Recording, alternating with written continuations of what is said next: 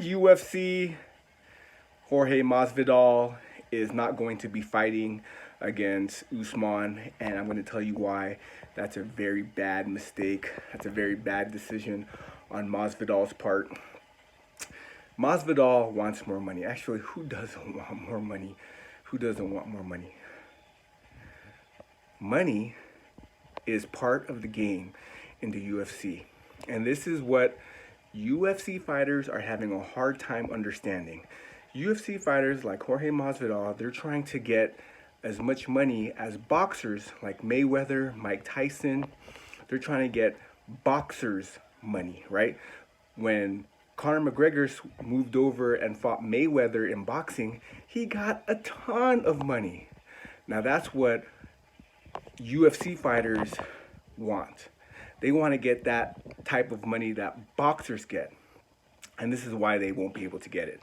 Because UFC is bigger than UFC fighters. Boxers are bigger than any organization in boxing. In boxing, you have belts, right? Like the WBO. You have all these different types of belts. But there's no umbrella organization that controls the fighter. UFC controls the fighter. If Jorge Masvidal doesn't fight in the UFC, he's not going to be as relevant. He's not going to be as popular mainstream. UFC, the brand, I hope you understand that. The brand is bigger than the fighters, right? All right. And that's why UFC fighters don't get paid as much as boxers. There's no boxing organization like there is the UFC. There's no boxing organization like the UFC in MMA. MMA is huge, right? And there's a lot of different organizations, but UFC has got a chokehold on the competition. Boxing, those guys are individuals. The individuals in boxing are huge, like Triple G, Canelo, Mayweather, Pacquiao, right? They have promoters. The promoters are bigger than the boxing organization, than any boxing umbrella like the UFC. So UFC has a strong control on who becomes popular. Now, Jorge Masvidal isn't fighting Usman.